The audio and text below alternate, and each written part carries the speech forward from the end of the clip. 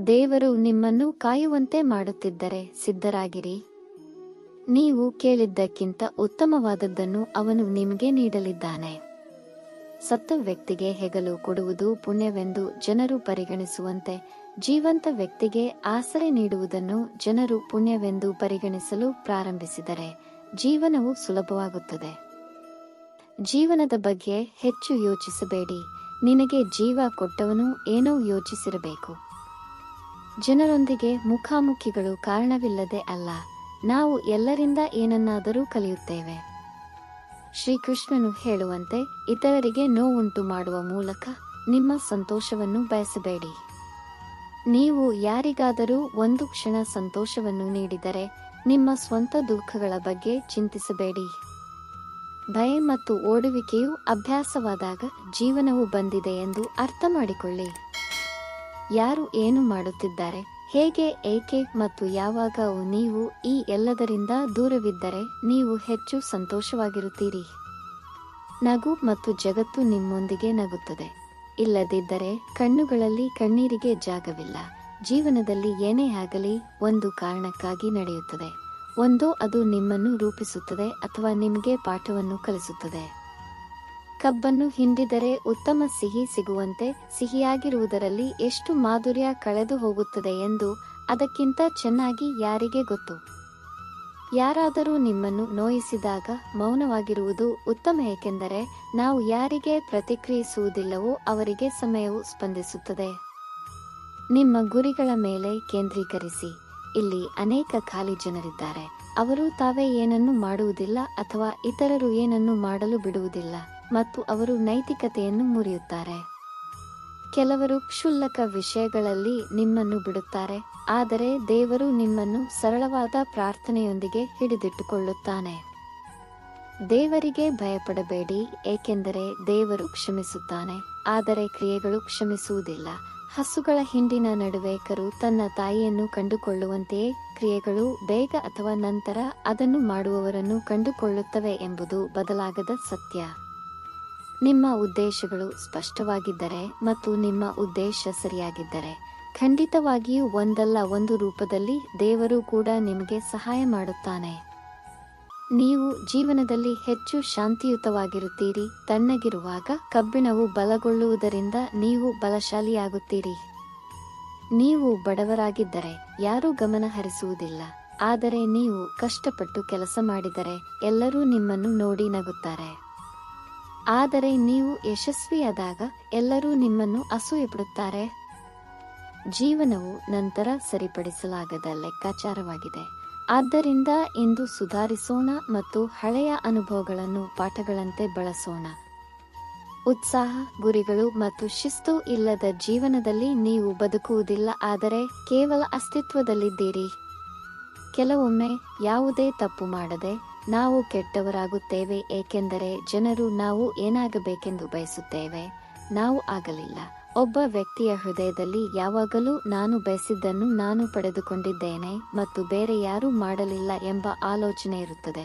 ಮತ್ತು ಯಾರಾದರೂ ನಿಮ್ಮನ್ನು ನಿಜವಾಗಿಯೂ ಪ್ರೀತಿಸಿದಾಗ ಅವರು ನಿಮಗೆ ಸಮಯವನ್ನು ನೀಡುತ್ತಾರೆ ಮತ್ತು ಯಾವುದೇ ಪರಿಸ್ಥಿತಿಯಲ್ಲಿ ನಿಮ್ಮೊಂದಿಗೆ ನಿಲ್ಲುತ್ತಾರೆ ಎಂಬುದು ಸತ್ಯ.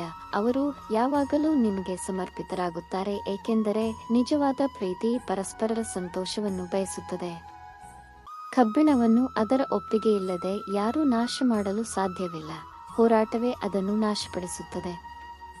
ಅಂತೆಯೇ ನಿಮ್ಮನ್ನು ನಾಶಪಡಿಸುವುದು ಬೇರೆ ಯಾರೂ ಅಲ್ಲ, ಆದರೆ ನಿಮ್ಮ ಸ್ವಂತ ಆಲೋಚನೆಗಳು. ಆದ್ದರಿಂದ ನಿಮ್ಮ ಆಲೋಚನೆಗಳನ್ನು ಧನಾತ್ಮಕವಾಗಿ ಇರಿಸಿ. ಫಲಿತಾಂಶವು ಉತ್ತಮವಾಗಿರುತ್ತದೆ. ಯಾರಾದರೂ ನಿಮ್ಮನ್ನು ಒಡೆಯುವಷ್ಟು ದುರ್ಬಲರಾಗಬೇಡಿ. ಬದಲಾಗಿ ನಿಮ್ಮನ್ನು ಮುರಿಯಲು ಪ್ರಯತ್ನಿಸುವವನು ಚೂರುಚೂರಾಗುವಷ್ಟು ಬಲಶಾಲಿಯಾಗು. ಭಯವು ನಿಮ್ಮನ್ನು ಬಲಗೊಳಿಸುತ್ತದೆ, ಅನುಭವವು ನಿಮಗೆ ಕಲಿಸುತ್ತದೆ. ಇನ್ನೊಬ್ಬರು ತಪ್ಪಿಲ್ಲ, ಅವರ ಆಲೋಚನೆ ಮಾತ್ರ ನಮಗಿಂತ ಭಿನ್ನವಾಗಿದೆ ಎಂದು ನಾವು ಅರ್ಥ ಮಾಡಿಕೊಂಡ ದಿನ ಎಲ್ಲಾ ದುಃಖಗಳು ಜೀವನದಿಂದ ಮಾಯವಾಗುತ್ತವೆ.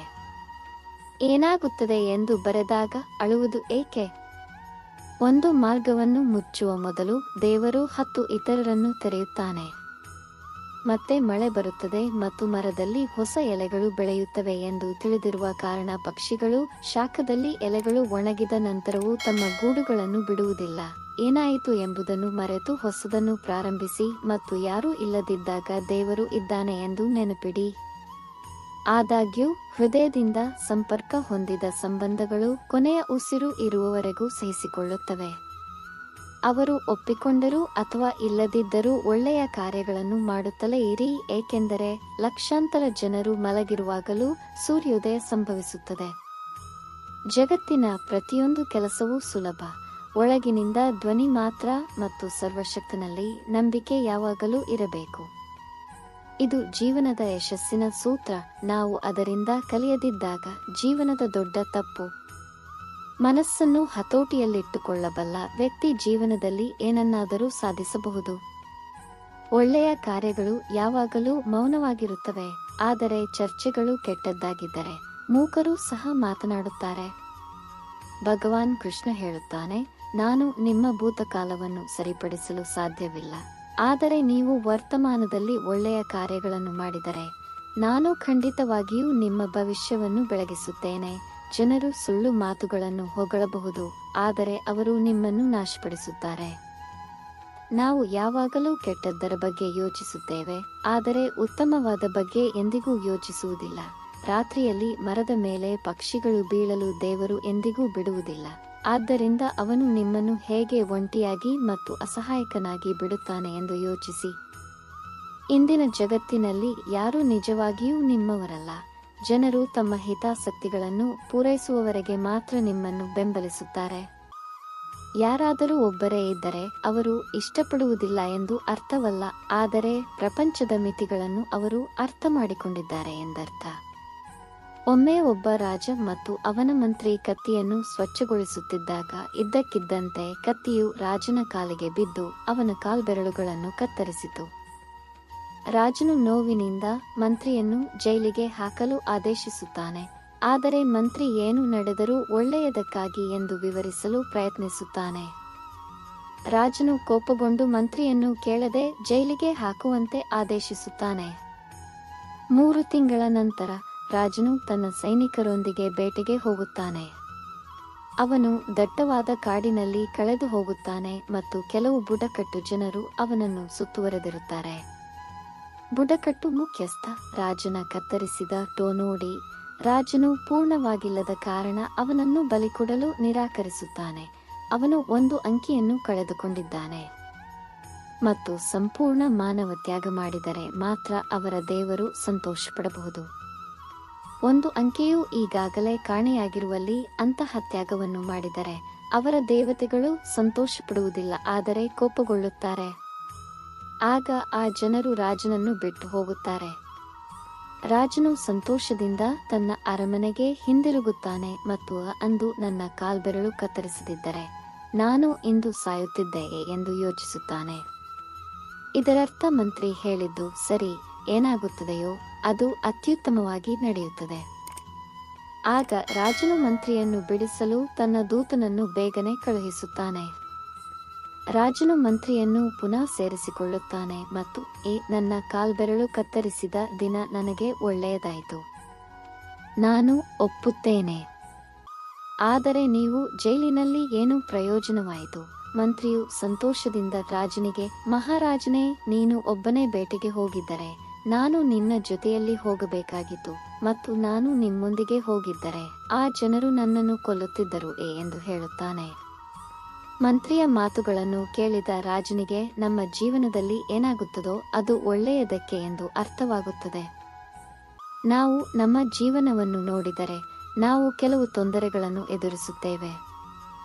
ನಾವು ಅವರನ್ನು ಎದುರಿಸುವುದಿಲ್ಲ, ಬದಲಿಗೆ ನಾವು ಅವರನ್ನು ದೂಷಿಸುತ್ತೇವೆ. ಈ ತೊಂದರೆಗಳು ನಮ್ಮನ್ನು ಬಲಿಷ್ಠರನ್ನಾಗಿಸಲು ಮತ್ತು ಜೀವನದಲ್ಲಿ ಮುನ್ನಡೆಯಲು ಬರುತ್ತವೆ. ನಾವು ಪ್ರತಿ ಕಷ್ಟವನ್ನು ಸಕಾರಾತ್ಮಕ ಬೆಳಕಿನಲ್ಲಿ ನೋಡಬೇಕು, ಏಕೆಂದರೆ ಎಲ್ಲವೂ ನಮಗೆ ಏನನ್ನಾದರೂ ಕಲಿಸುತ್ತದೆ.